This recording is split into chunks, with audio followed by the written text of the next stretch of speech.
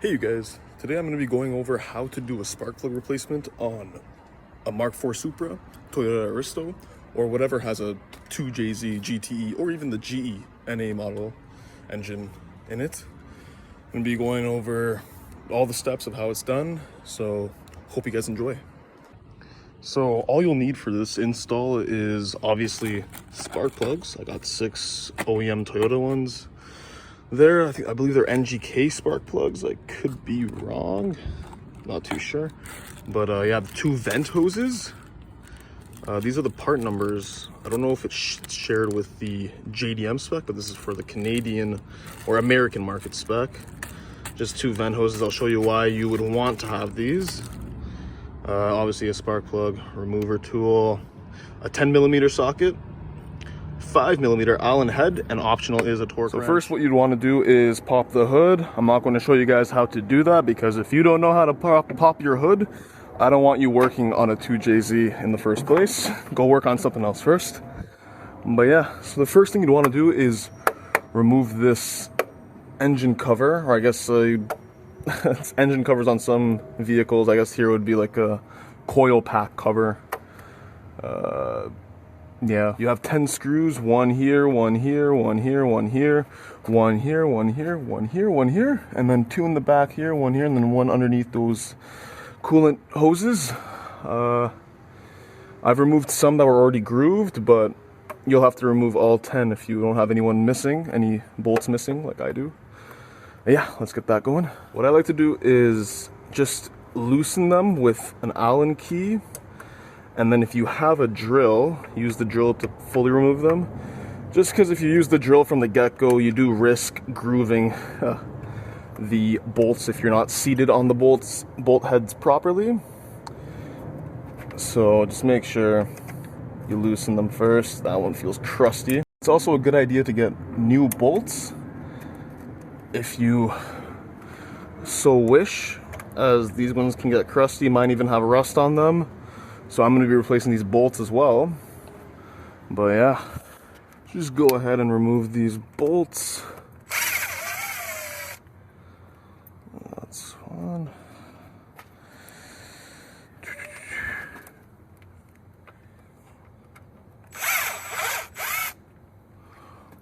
That's 2.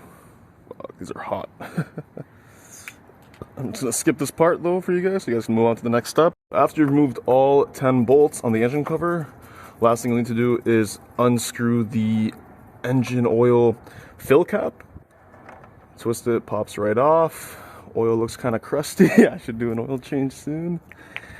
And it should just come off just like that. And I recommend putting this cover back on so no debris or crap can get in there while you are doing the replacement. Good rule of thumb is to always disconnect the battery so you don't have any mishaps happen or short circuit anything. But obviously when you're removing spark plugs on a coil on spark plug design, because you disconnect the harnesses, there's really no way to cause that short circuit, but you want to still do it because it will reset your ECU, therefore reset ECU learning, and you want to have a fresh start with new spark plugs rather than the adaptations that have occurred with the old spark plugs. So it's always a good rule of thumb to disconnect the battery just to reset the ECU, even not even for your own safety or the car safety, but just to reset the ECU so you can have the car relearn on new fresh spark plugs. Obviously when removing the battery, you always want to do negative first and then positive. This is too big, so I gotta get a smaller one. But always a good rule of thumb to disconnect the battery, and obviously, like I said, negative first and then positive, and vice versa for putting it back on. The next step is you'll want to push on a tab on the side here to remove these wires off of your coil packs. Also, you have to remove, these are the 10 mils that you need to remove too to get these out, the coil packs out. There's going to be 6 altogether you'll need to remove. So just unclip these and remove the screws. So I just burned myself trying to take the second clip off. So I'm just going to wait for the engine to cool down. Yeah. don't work on a hot engine, especially if it's a 2J, because these engines love to run hot. So if you've never done this before and this is the first time the spark plugs really are being changed, these wiring harnesses are going to be held in by a plastic thingy like this. Be careful when removing them, because I broke the first one off by accident, but it's not very important to have them there. It's just for OEM aesthetic. The trick is to push a flathead in there and it should just pop off to the side like that. That way you don't break the hold there. Got 2 more left.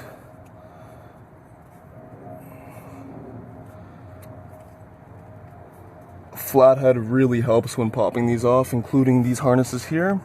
I just place a flathead right where the clip is and just push. This last one is very annoying to get to. Let's take this clip off. So once all these are unclipped, you should be able to pull these harnesses off, giving you easy access to the 10 millimeters bolts that are there. Before that though, you have to remove these ventilation hoses, which is what I was talking about earlier with the 2 hoses that I bought.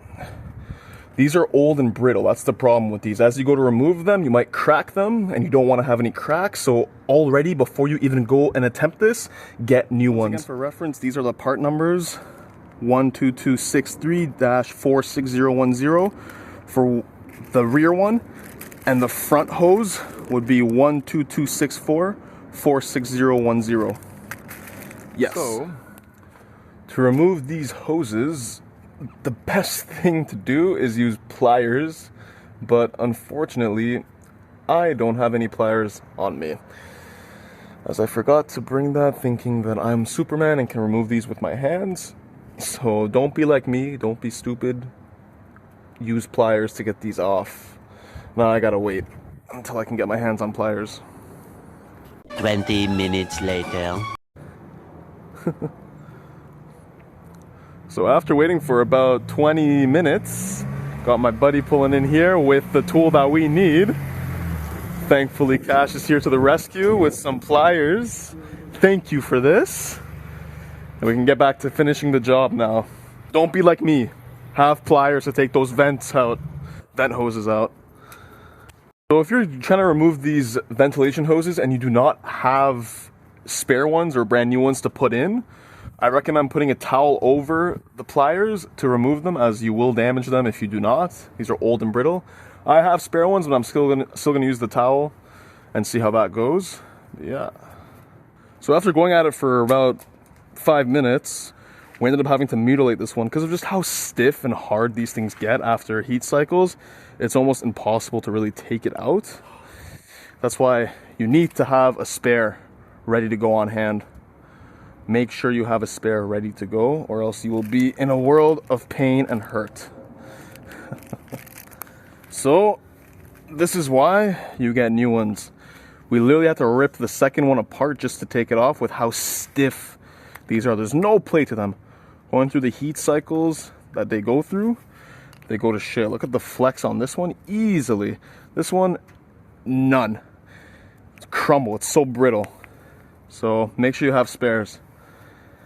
So now once those vent hoses are removed, you have access to the 10 millimeter bolts that are holding in the coil packs. So there's gonna be 6 bolts altogether, 2 for each coil pack. So yeah, they come as one unit off, so just be careful, make sure you take it out properly. And yeah, so once those 2 bolts are removed, you can take out the first coil pack, give it a nice shimmy, and just pull off. The wiring harness might come in the way a little bit, but it should just pull off, and it gives you access to the spark plugs. That's the coil pack, along with the 2 spark plugs in there. To remove the spark plugs, you'll need a 5/8 socket, obviously a longer one since they're in there deep. If you can get a metal one, that'd be better. If not, usually these 5/8 ones that are long have some rubber material in there to pull the spark plug out after it's unscrewed. So yeah, just make sure it's a 5/8 socket. Now, this is a new spark plug. You just want to take it and put it back in the hole. Pretty self-explanatory. Make sure the washer doesn't come off while you're putting them in. Nice little washer here. The washers will come from the factory with the spark plugs you buy. especially if they're OEM ones. While tightening them down, make sure you don't tighten them too much, as they can easily strip, and that's the last thing you'd want to do for the threads. But it's always good to use a torque wrench. A lot of people don't. For me, I prefer using a torque wrench. They're torqued to 15 pounds, 15 foot-pounds. So yeah, I'm just torquing them down right now. 15 foot-pounds, not Newton meters. And now we can tighten them to the correct torque spec from the factory.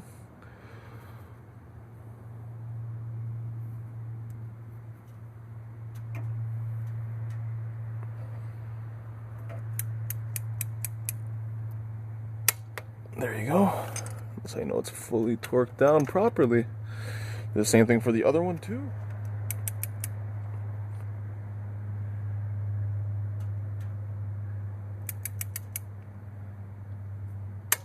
There you go. And the first two spark plugs are in. Now you put the coil pack back in. You can't mess this up since they're oriented in a way that is kind of symmetrical, so whichever way you turn it or put it in will be the right way, so it's not a big deal. Now once the coil pack is seated, just put the bolts back in that we're holding in the coil pack down.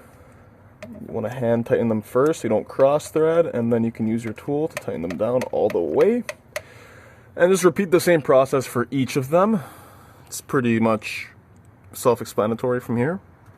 And yeah, so once you have the coil packs in there and they're all good to go, you can grab your new hoses and put them in. The skinnier one is for the front and the thicker one is for the rear. So you just want to slide it in there. Should go in fairly easy. That's one. And that is two.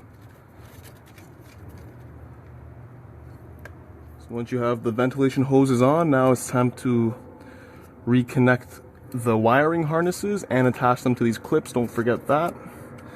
Keeps them nice and clean looking. I have one that's broken there, no problem. Even if you broke these, it's not a big deal. Some people don't even put these back in. For me, I'd prefer to put these back in because it just gives it that OEM look to it. And yeah, so once you have all the clips in, the wiring harnesses underneath the hoses, make sure they're underneath the hoses. Last time I had them on top, but just take them out, put the wiring harness underneath and put the hoses back on. Make sure all the clips are in. Once they're all in, you're good to put your engine cover back on and start her up. Also make sure to put the battery back in before you start it up. But yeah, that's pretty much it for it. Let's just do that right now.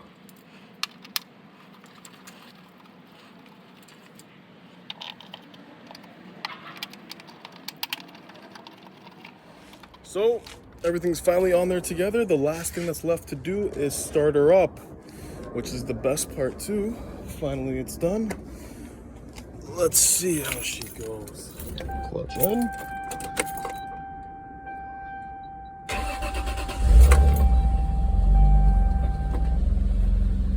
So the idle is low even though it's cold start, because we just reset the ECU by disconnecting the battery. And man, it already feels like it's idling a lot better. Some nice new plugs. Alright, so that's pretty much it. Thank you guys all for watching. If you liked it or it helped you out, please like down below. And let me know how it goes for you. If this video helped you, let me know how your experience was. If you have any questions, just leave it in the comments below. And I'll see you on the next one. Special thanks to this guy too for coming in clutch to get the pliers for me.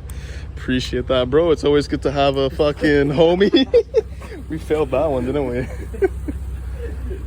And that's it. I'll see you guys in the next video. Cheers.